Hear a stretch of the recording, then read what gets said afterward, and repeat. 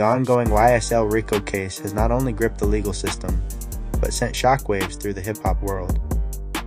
At the center of this storm are two of Atlanta's biggest rap exports, Young Thug and Gunna. What started as a united front under the Young Stoner Life Records umbrella has splintered, with allegations, courtroom decisions, and social media clues pointing toward an irreparable rift.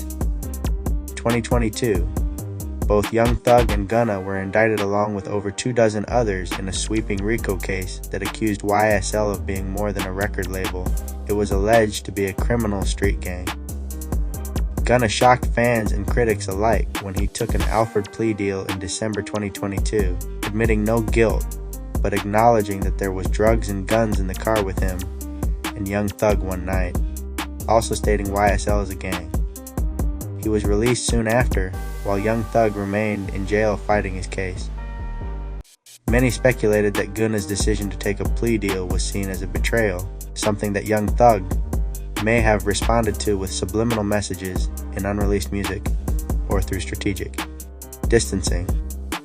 Most recently, Gunna was allegedly unfollowed by the official YSL Instagram account, sparking rumors that he's been fully released from the label.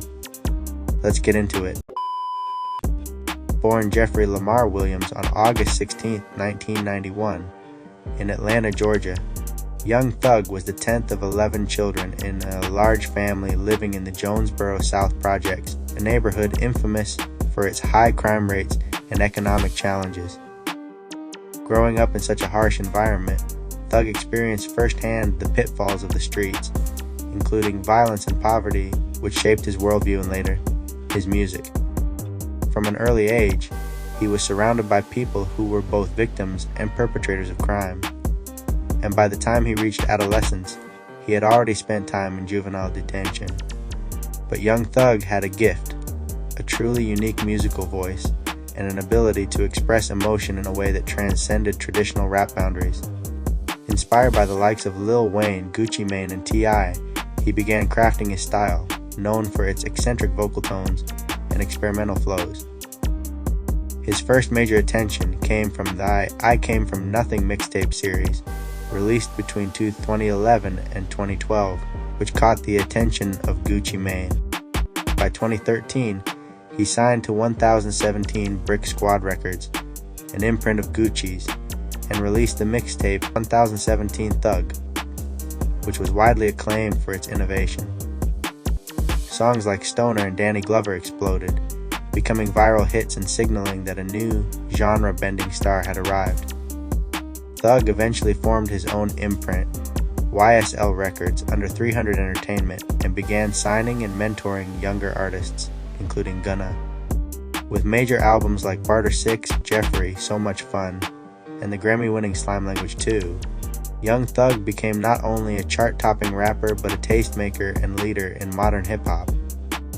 His protege Gunna recently turned into an enemy of Young Thug, but before we get into that, let's talk about the story of Gunna.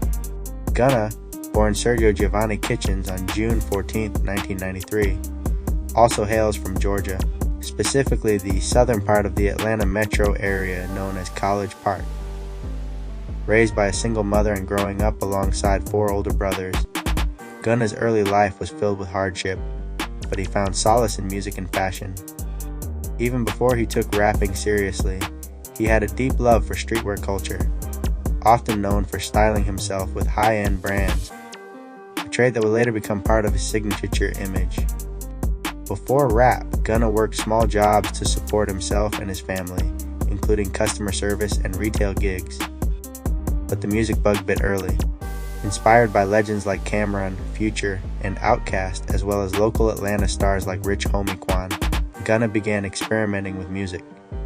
Under the name Young Serg, he released a mixtape titled Hard Body in 2013, but it wasn't until his connection with Young Thug that things started to change. Introduced by a mutual friend, Gunna impressed Thug with his melodic delivery and chill demeanor. His feature on the track Floyd Mayweather in 2016 put him on the map. Shortly after, he signed to YSL Records and released the Drip Season series, with Drip Season 3 and Drip or Drown 2 cementing his commercial appeal. tracks like OK sold out dates, and especially Drip Too Hard with Lil Baby skyrocketed him into the mainstream. The song earned multi-platinum status and set Gunna up as one of the leading voices of melodic trap music. His major label debut album Drip or Drown 2 under YSL 300 Entertainment further established his artistry. In a recent video posted to his YouTube channel, DJ Akademiks delved deep into the controversy surrounding Gunna's alleged release from YSL Records. It appears that Gunna has been unfollowed by YSL Records. According to Akademiks, the speculation began when fans noticed the official YSL Instagram page had unfollowed Gunna. While seemingly small, such moves in the digital age carry major weight in the music industry.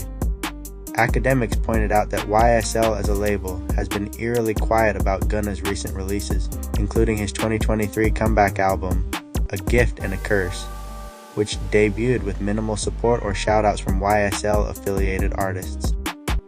He also mentioned how fans have combed through Thug's recent lyrics and social media activity for signs of disapproval, believing that subliminal lines were aimed at Gunna, implying betrayal or disappointment. For example, in one leaked track allegedly by Thug, there's a line that references rats and taking deals, which many interpreted as aimed squarely at Gunna. Akademiks speculated that Young Thug, despite facing serious probation restrictions, is still pulling the strings behind YSL and may be orchestrating a slow but public severing of ties. While there's no official confirmation that Gunna is no longer signed to the label, Akademiks believes the digital and lyrical clues make it obvious. The relationship has changed dramatically. The unfolding drama between Gunna and Young Thug offers a glimpse into how fragile industry relationships can become when real-life consequences come into play. What began as a bond between mentor and protege has seemingly deteriorated under the pressure of legal scrutiny and public opinion. Both artists have now accepted plea deals in the YSL RICO case. Young Thug was released from jail on October 31, 2024, after pleading guilty to multiple charges, including gang and gun offenses.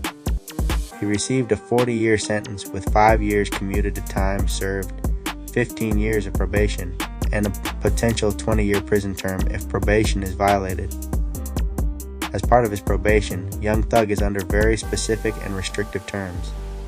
He is not allowed to return to Atlanta, except under limited circumstances such as attending funerals of immediate family members or their weddings, with prior court approval.